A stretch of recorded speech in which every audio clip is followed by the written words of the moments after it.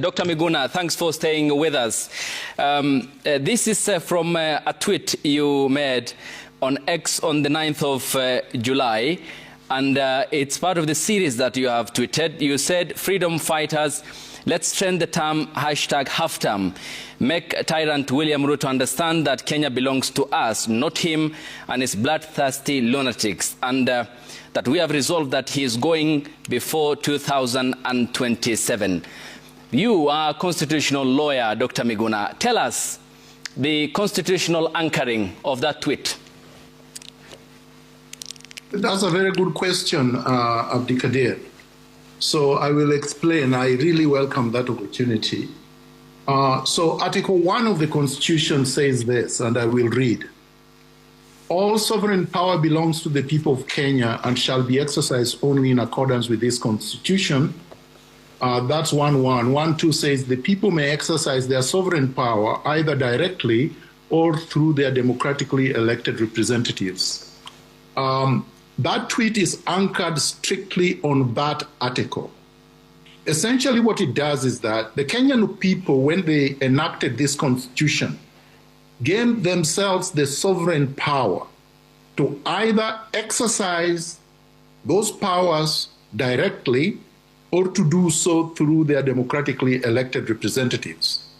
If the so-called democratically elected representatives fail to discharge their duties pursuant to the Constitution, as Ruto has done repeatedly, not just in 2024, but 2025, and recently by ordering that Kenyans who protest should be shot in the leg, essentially to be shot with live bullets.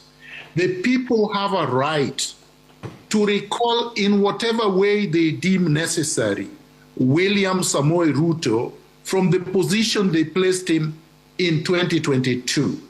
And Ruto cannot begrudge the people for doing that because he has violated every single trust that the people vested on him.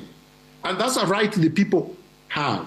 In fact, one of the beautiful things that I watched recently on social media is the young man from Kisumu who said, the people shall, mandatory. So it's not something that we go to William Ruto to beg for, because William Ruto is supposed to be working for the people, not for himself. And he cannot dictate to the people what they can do under this constitution. And Dr. Miguna, then, when you supported his candidature, now coming to the political animal himself, Dr. William Ruto, you accused him of grabbing the Kenya Power and Lighting Company, the land, Processional Road, Western Hotel Land, Muteti Farm, which the Justice Rose Ougo ordered then Deputy President to pay $5 million in compensation fee to the rightful owner, Adrian Muteshi, in 2013, and you said attempted to grab the Langata Primary School. This is a man, and some seconds ago you said you are the encyclopedia of history. You knew he was a YK92 member which was accused of gross human rights violations, a member of the KANU inner circle. He was a member of the Grand Coalition government suspended at some point. How did you get it so wrong, and today that you are accusing him of all these double standards when you knew that he could be, in your view, not fit to hold public office? You see, unlike you, Ayub, I don't suffer from memory loss. And I've not forgotten what I just told you at the beginning of this interview. I told you there was a choice that I had. I could either choose to remain in exile for the rest of my life like they wished and die in exile, or I could decide to do something to make sure that my rights were adhered to and that I was able to return to Kenya. The decision there was either I support Raila Odinga and Uhuru Kenyatta and remain in exile for the rest of my life, or I supported William Ruto and I could return to Kenya. That was not in any way a dichotomous situation where you could argue that I did that whitewash anything that William Ruto did. By no means did I do that. It was a presidential contest. In fact, if I was in Kenya, I may have run for president, but they had forced me literally from the Republic of Kenya. And I made that choice only on that basis.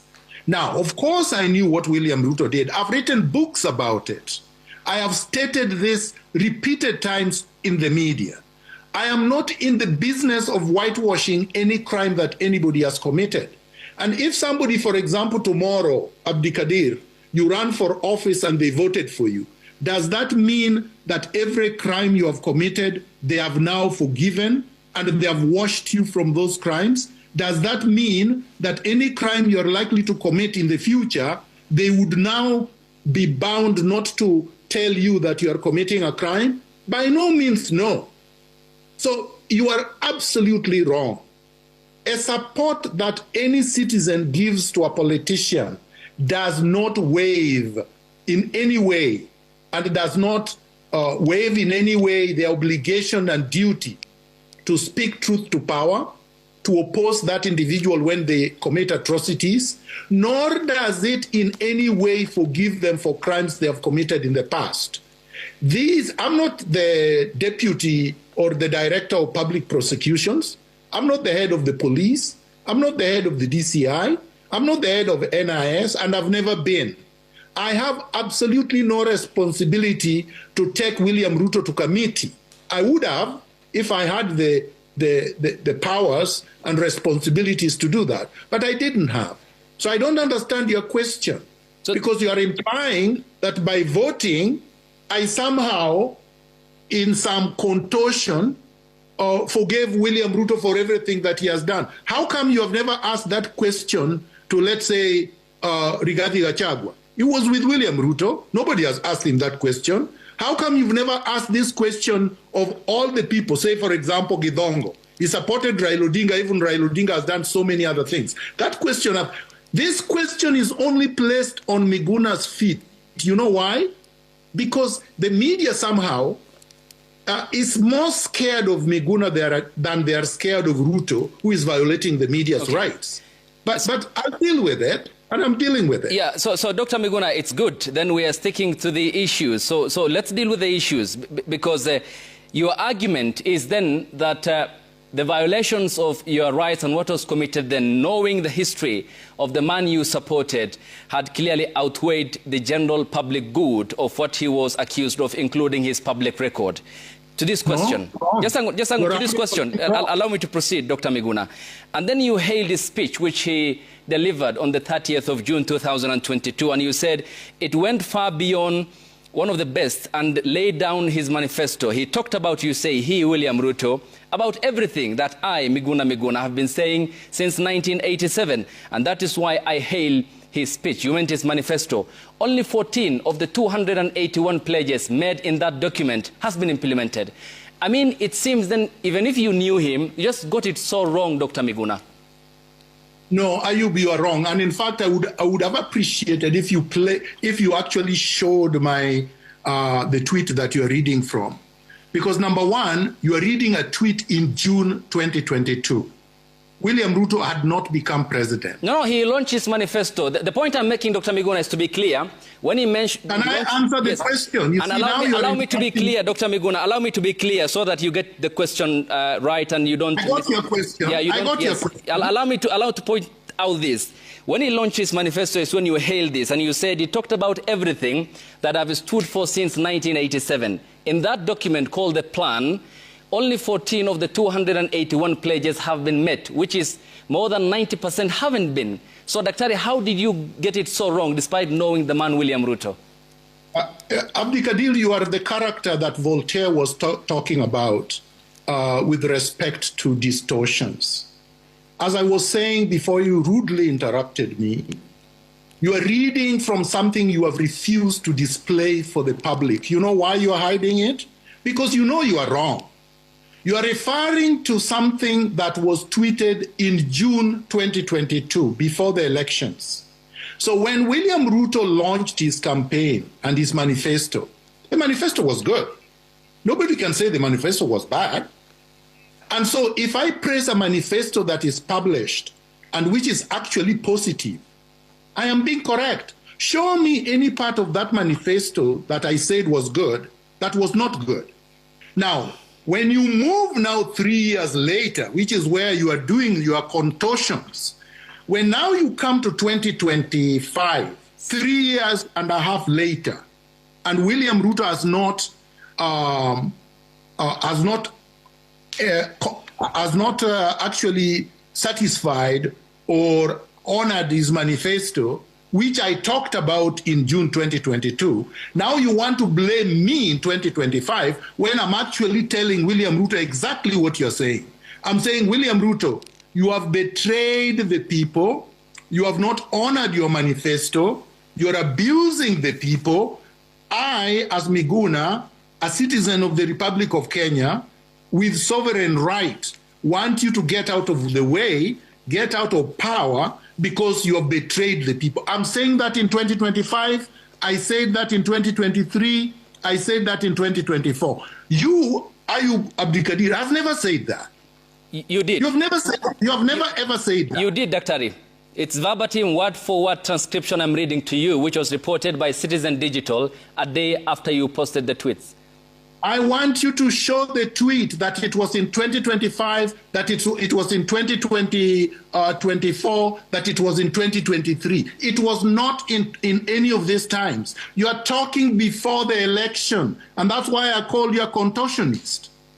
And what I was reading to you, Dr. Ari, to be again factual to you, was a tweet that you made. I read verbatim, word for word. Can't be unfair to you. It's what you posted. I'm holding you to account on. Read the date of the tweet. Read the date of the tweet, Abdikadir. This was after the manifesto launch, which was 30th of June 2022.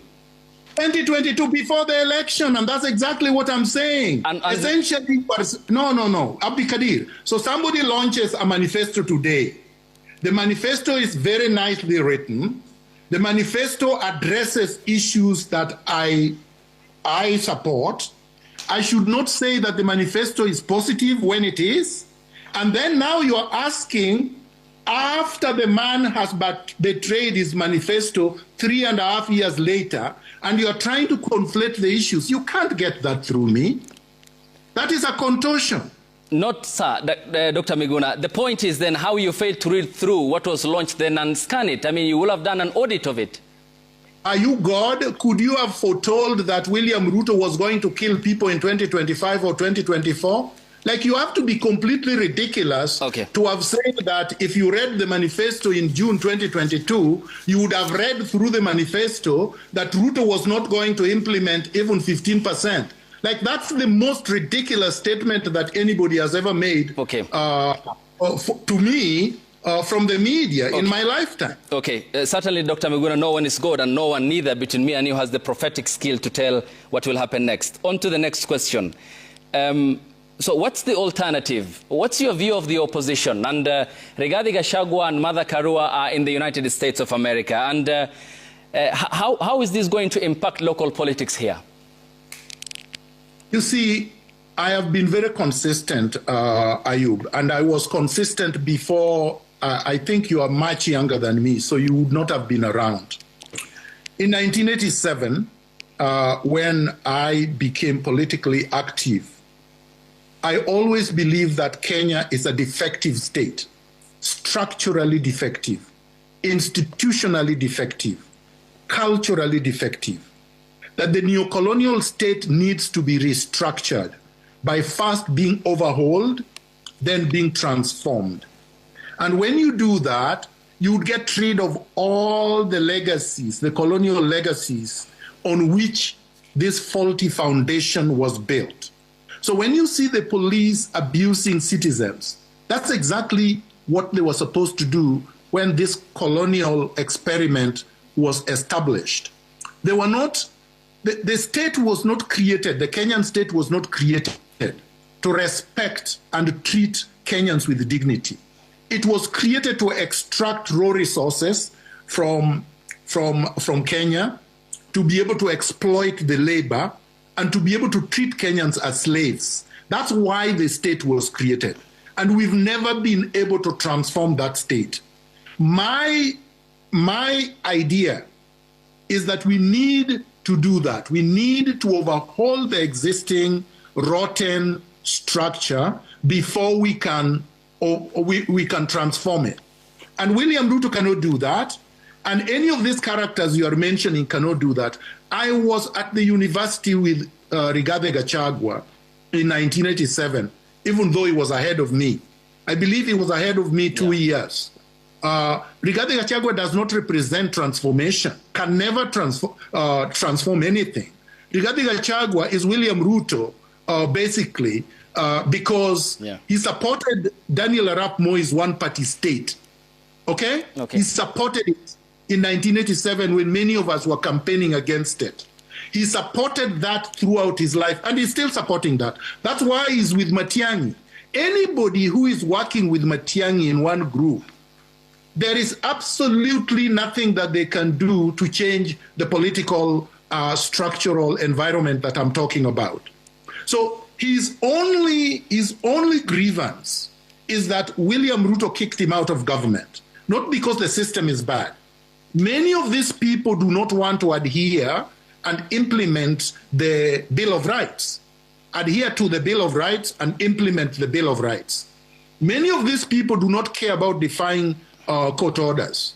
Many of these people do not really care about looting, because if you actually audit their wealth, they would not be able to explain how with their meager salaries, they became billionaires in dollar terms. So the so-called opposition is a joke, the same way that Ruto is a joke. I believe in revolution. I believe in the structural transformation of Kenya. And that's what I believe the revolutionary Gen Zs have been working at. And that's what I support. I don't support the jokers. Okay. And last year, the Kenyan Gen Z led protests that called for good governance and clarion call for a good response to some of the core issues that they have raised. What's your view of Kenya's youth standing up to the country's political elite? They're doing a marvelous historical job. You see, the youth is the motor of change historically. Whether you go to the French Revolution, whether you go to the Russian Revolution, whether you go to the Cuban Revolution, whether you go to any other revolution, the most recent being the Burkina Faso revolution that is being led by Captain Traore. The youth is the bulwark of that movement that would eventually transform this system that I'm talking about. They are the majority. They are the ones that are most repressed and oppressed. They are the ones that are most exploited. They are the most unemployed. They are the most in terms of being homeless. So they feel the pain of the independence betrayal than any other group of people. All that needs to be done is for Kenyans of goodwill to support them so that they can manage to do that which our parents were not able to do, and that our generation failed to do largely. So I support what they are doing fully, but it has to be ideologically driven. It has to be ideologically driven because ideology is the software of politics. Okay. If you don't have ideology, you cannot lead any transformative change because you would not have the software on which to do that. And if then, of course, you have made your position on the government headed by the president, the opposition, then what's the alternative? Who then picks up the responsibility and fill up the vacuum that you have talked about, the much needed reform within the Kenya's governance architecture? Because this country does not belong to Ruto, the looter, liar, and the terrorist who is terrorizing Kenya and his regime. And the group that basically are on the other side were part of this team, essentially, ideologically, politically, economically. These are transactional actors in the Kenyan political environment. They are merchants of impunity. Now, the only other side, because you are trying to, the question implies that these are two sides. They are not two sides. They belong to the same side. This is almost like a palace disagreement. So members of the palace disagreed and are now fighting over the spoils. But we have the real alternative, the people. We have the exploited. We have the majority of the people who are the victims of this oligarchy. That is the solution. It doesn't have to come in the form that many of you are used to, because many of you are used to this briefcase outlets called political parties, which are transactional instruments. Those are the ones that you see as alternatives. When Che Guevara and Fidel Castro led the Cuban Revolution in 1959, many people talked just like you. They said, oh, which is the group that is going to replace Batista? They didn't realize that these students that were considered radical and very extreme wanted to overhaul the entire oligarchical system so that they can bring a new thing. That is what the youth in Kenya, that's why they call themselves tribeless, organic, and they are also saying leaderless. Okay. Leaderless because if they were to announce who their leaders were or are, the state, this transactional state, will either kill those leaders or they will bribe them. Okay. That is why they crafted Raila Odinga to come forward, the conman, so that he can pretend that he's going to lead a dialogue or some kind of choreographed nonsense for purposes of usurping the power of the people. So I have my faith in the Gen Zs. I have my faith in the movement that is ongoing. And in the fullness of time, that movement will produce organically its leader. Okay. When the Burkina Faso revolution happened, we didn't know Traore. He just came after the revolution. So revolutions will produce their leaders organically. All right. And Dr. Miguna, before we run through the list that I'll be seeking your views on, you have talked about it being a natural movement, an organic revolution. At what point then are you going to be flying back from Ontario to join this revolution on the ground? Abdikadir, I was in Kenya last year, and you didn't invite me for an interview. I was also in Kenya in 2022. I was in Kenya in 2022 5 times. I was in Kenya in 2023 5 times. I was in Kenya in 2024 4 times. So, but the reality is this. When you are cut out of your country for a very long time, you are pushed into exile and locked out there. As a person who has good credentials, good training, and good work ethic, you set out yourself to survive, to be able to take care of your family and to be able to take care of yourself. And because I have a license to practice law in Ontario, Canada, and I would also be able to get a license because I'm a member of the bar in Kenya. When I was locked in Canada for 5 years, I set up my practice. So after the 5 years, the regime that came into power allowed me to come back, but my practice was already established. My family was already settled here. So I'm here for now for work. Just like the impunity merchant Matiani was working in Washington the other day. I did not hear the Kenyan media tell him to come back. I did not hear the Kenyan media raise any issue that him being abroad was a problem. They still ran stories about how he was running for president. The same way here. I have not looted anything. I am engaged in good work, and I will come to Kenya as I've always done when I have to. I don't have to announce to anybody when I'm coming to Kenya. And in this day and age, where social media and technology has allowed that we can communicate seamlessly 24/7, I don't think it really matters where anybody is physically at any one given time. And to get your opinion on this, what do you make of the former Chief Justice David Kenani Maraga, who has been critical of the government, calling for good reforms, the principle of constitutionalism? What's your view on him? He's a good candidate. He represents a break from the past. He's definitely, he's not one of the oligarchs. But to the extent that he has not unveiled his manifesto I have not spoken with him. I cannot say anything beyond that.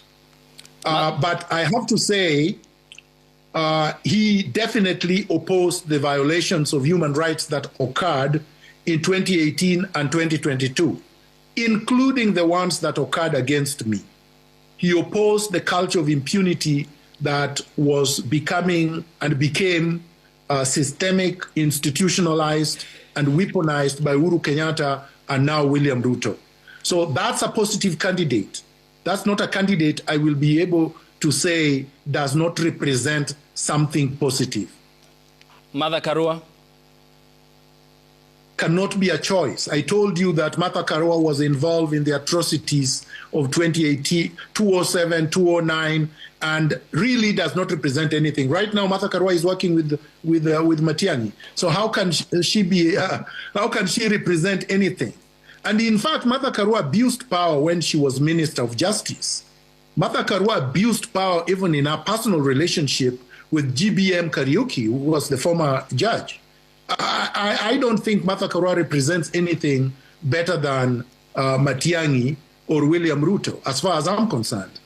Senior Counsel Kalonzo Musyoka? The same group. Eugene Wamalwa? The same group. George Natembeya? Worse than Martha Karua. Did you see how he abused power when he was the county commissioner?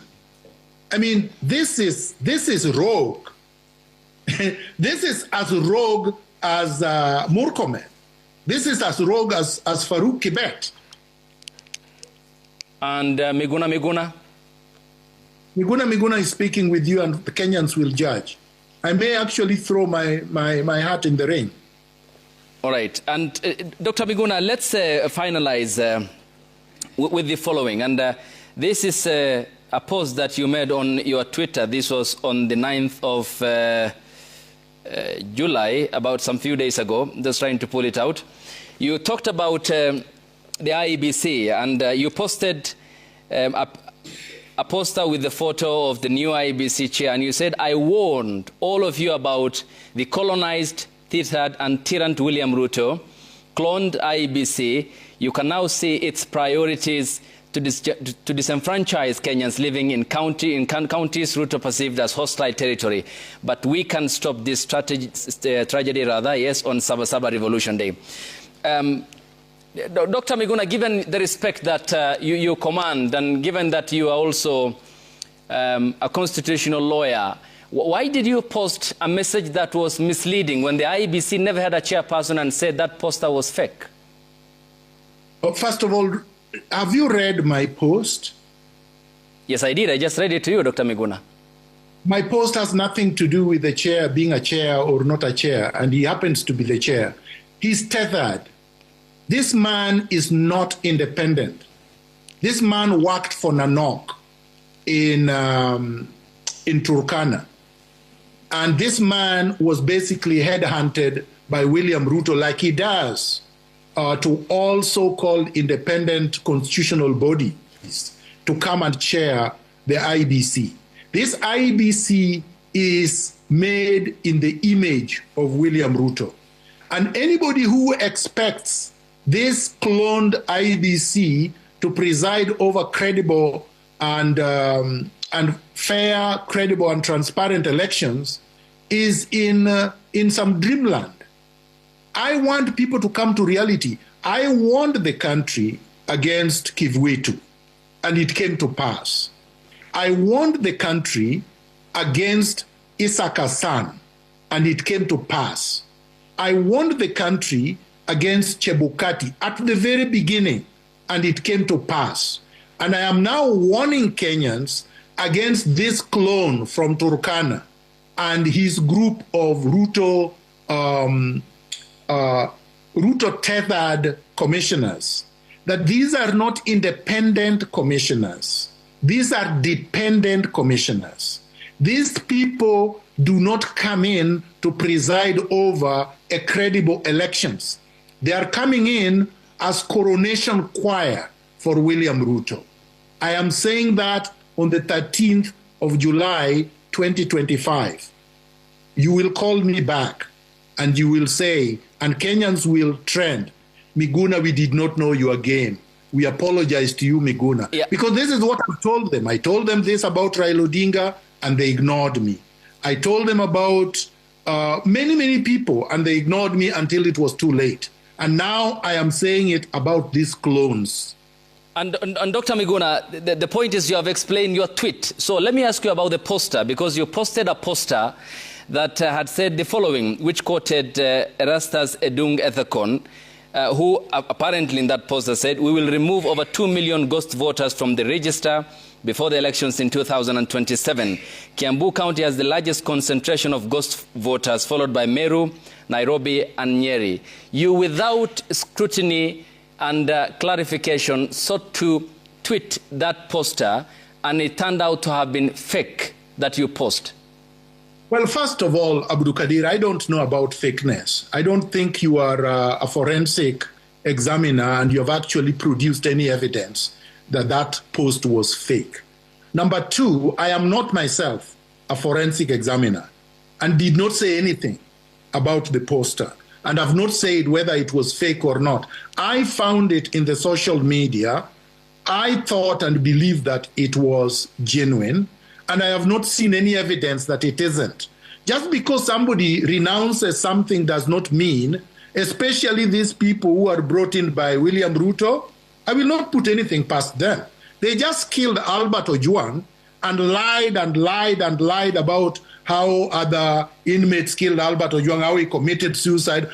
You still trust this group of clones? I don't. So until I see credible material evidence that the post was fake, I have no comment. And you ought to have, clarified, is it, and sought further information, because the IEBC had no chairperson at the time. From whom? The IEBC had a chairperson who had been selected by... They were sworn in. He never took office. So for you, somebody is not chair until he's sworn in? So the point is, why did it then flag it as fake? I'm asking you, did you believe that this man was chair? He had been selected as a chair. He had not been sworn in. Dr. Miguna, I am the source of the questions. You are the source of the answers. No. That's a rhetorical question. It isn't. It's clear, Dr. Miguna. I can ask you, no, there is something called freedom of expression. I express myself the way I want, not the way you want, Abdikadir. And I'm trying to tell you that you are not a forensic examiner. You have not produced a forensic report. You have not tabled forensic evidence to contradict what I am saying. And for that matter, there is no reason why yours should be the truth and mine not the truth. The truth is the truth is it came from the IEBC, Dr. Miguna. I really don't care about the so-called IEBC. I've already told you I don't trust them. And you trusted the IEBC conducted free and fair elections that William Ruto won in 2022? No, I did not say I trusted them. No, you just said you're just contradicting yourself, Dr. Miguna. No, when did I say I trusted them? Well, you said you never trusted Isaac Hassan, you never trusted Samuel Kiviutu, you never trusted Wafula Chebukati, but Chebukati presided over the elections in 2022, which you billed as free, and you said the current president won fair and square. I never said the elections were free. I have never said that. I just said he won. That's my opinion. I'm entitled to my opinion. I believe that he won. I'm not saying I'm right. I've not discounted anything anybody else has said if I believe they were talking the truth. But I am an independent discerner of information. I analyze facts and I decide whether I believe this is true or not. Okay. And unless somebody can bring me evidence to show that I said something which was false, it remains what it is. So, Dr. Miguna, according to you, the president won, and you have said that it's on record. I have the wordings of your statement. But who conducted the elections that William Ruto won? The election was conducted by the IEBC, not one individual. So then how have you discredited the posting it made that it was fake, what you posted on your tweet on the 9th of July? I don't understand your question. My question is clear, Daktari. No, I don't understand it. Okay, at what point you said that you have no trust in the IEBC, at one point you say you haven't. So one final question then. And I said this IEBC is a clone of William Ruto. Show me it is not. So you have given us a historical representation, ideally, of since 2007, when the late Samuel Kiviutu presided over the elections in 2007. We are coming to a conclusion here, Daktari, and you have said that at the moment your practice is in Ontario, given the 5 years that you have been exiled from the country. Revolutions by nature, given the Burkina Faso you mentioned, the French Revolution, they seek sacrifices as their launch pad. At what point then are you coming to offer the alternative or join the movement to change Kenya? Who said that I must lead the revolution? I didn't say I must lead the revolution. The revolution is not about any particular individual. The revolution may get inspiration from individuals, but the revolution is a collective exercise. And the collective exercise comes in from the collectivity, including Kenyans in Kenya, Kenyans in the diaspora, including Kenyans who have been martyred, who have been killed. This revolution will get inspiration from, say, Pio Pinto Gama, who was assassinated in 1964, before I even knew who he was. It will get inspiration from Ochuka, from Dedan Kimathi, from Albert Ojwang, from many, many people, past and present. So Miguna is just one little player. I never ever said I was going to be the head or the leader of this revolution. And the revolution will succeed whether I am there or not. His request, we are hosting the Canadian-based lawyer and political activist, Dr. Miguna, who wanted to first respond to issues relating to an interview we held with former Interior CS Dr. Fred Matiang'i a fortnight ago.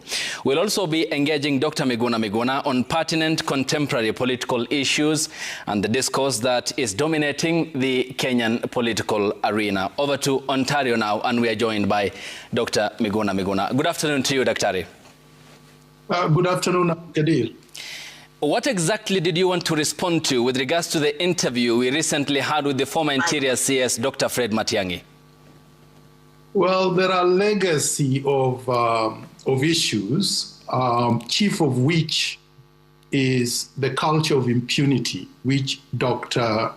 Matiang'i epitomizes and exemplified. Particularly when he served as the Interior Cabinet Secretary. But I specifically wanted to refer to many instances where Dr. Matiang'i subjected not just me to atrocious abuse, torture, and violations of my constitutional and human rights, but also defied multiple court orders in an egregious and unconscionable manner. Dr. Matiang'i exemplified the abuse of power in its purest form. And then when you hosted him, I barely had him interrogated on what he did. The Rivayala murders, the abduction that he engaged in, the destruction of my house, my abduction and detention in Comunicado, and torture of many days in defiance of multiple court orders. His forceful exile of me, one when I was sedated and unconscious and dumped in Dubai, and then subsequently him issuing illegal red alerts and stopping me from returning to Kenya for 5 long years. If we want to transform the country, and I believe we do as Kenyans, we cannot tolerate, entertain, and coddle characters like Matiang'i, who have not been punished, even though there were several court orders that found not just that he subverted the constitution, that he was unfit to hold public office. Okay. He has not honored any of those court orders. He has not paid the damages that he was awarded to pay, including the conviction by Justice Odunga on March 28, 2018, which he has not purged, the contempt conviction that he has not purged. Okay. Daktari, you talked about the unfit part of him holding office. But where then do you draw the line? Because you supported the appointing authority, President Uhuru Kenyatta, whose government was accused of gross human rights violations and including the nil objectivity in terms of implementing the TJRC report, which had received more than 40,000 submissions, including exiling Kenyans, including you in 1988-87, and also the Wagala massacre and land injustices in Kenya. Where is the moral authority? You see, the problem with the Kenyan media, including yourself, is that instead of embracing your role, which is enshrined in the Constitution, to speak truth to power, to represent public interest, to advocate for public interest, and to be able to project accurate historical facts, you are engaged in propaganda. Uhuru Kenyatta was not president in 1987 when I was detained and exiled by President Moi. Uhuru Kenyatta was president in 2013. Well, Dr. Miguna, to just pause you, Dr. Miguna, to just yeah, you will finish up. So that you get it correct, Dr. Miguna, allow me to point this out. But you allow me to finish my statement first. Dr. Let's be civil and we stick to the issues. What I pointed out was the question of the moral authority here. You have accused Dr. Matiang'i of the River Yala killings, agreed, rights of Kenyans were violated. But you supported the appointing authority in 2017, whose administration, when the TJRC report was launched, had virtually nil intention to implement it for Kenyans who were exiled out of their country, who were killed during the Wagala massacre, whose lands were forcefully taken to get justice. That is the administration whose candidate you supported in 2017 and who was the appointing authority of Dr. Fred Matiang'i. You are distorting things, Mr. Abdikadir. And I'm going to correct you, and please don't interrupt me. Because if you interrupt me and I don't interrupt you, then we cannot engage in a civil conversation. Number one, you are trying to run away from the fact that it was Uhuru Kenyatta and Dr. Matiang'i who invaded my house and destroyed it on the 2nd of February 2018. I don't want you to run around and to avoid that fact. I could not have supported the destruction of my house. Of course, after I was abducted and tortured in violation of the Constitution and all my rights, and in defiance of court orders, Dr. Matiang'i went on television and released a statement after 6 days of my torture, brutal torture, which you refuse to acknowledge. And I have a copy of what Dr. Matiang'i released to the media, and I will read it. I, Fred Matiang'i, PhD, EGH, Cabinet Secretary, Ministry of Interior and Coordination of National Government, responsible for immigration matters, blah, blah, blah, hereby declare that Miguna, who is not a citizen of Kenya, and whose presence in Kenya is contrary to national interest, be removed from Kenya to his country of origin, Canada, and further direct that the said Miguna remain in prison custody while arrangements for removal are being undertaken. He signed this on the 6th of February 2018 after Justice Wakiaga had issued an order of habeas corpus directing Dr. Matiang'i to release me, and after Justice Kimaru had issued repeated orders for my release, and that if he had any charges against me, he should take me to court. You're trying to run away from that. Okay. You see, the problem with the Kenyan media is that you have never even showed the destruction of my home. You've never actually even played clips of it. You have never played the clips of my torture. You've never played clips when Dr. Matiang'i violated and defied court orders and took me to the court in Kajiado and then forcefully removed me from Kenya on the 6th of February, 2018, and for him to have done the same on March 26th, and continue to do so in violation of many, many court orders. You're trying to run away from that, but I will not allow you, because that's why I came today for this interview. All right. I'm not going to go back to where you want to go back to, because that has nothing to do with what I came here to talk about. And I'm going to focus on violations and egregious abuses that Dr. Matiang'i engaged in. Yes. Dr. This Miguna. is my passport, Dr. Matiang'i actually destroyed, physically destroyed. Okay. This is my Kenyan, valid Kenyan passport. Okay. Let's talk about these issues, because if we don't, we are not going to help this country. Point taken, Daktari. And you have always championed for the cardinal principle of constitutionality. We'll talk more about that. This was just a starter of what will be forthcoming, including the status of your cases, the remedies that you are seeking from the government, why are you not on the ground, and also the violations of the rights of other Kenyans, and your support for President William Ruto in 2022, and some of your controversial tweets here on the broadcast. Daktari, stay with us, and we'll be getting back to you.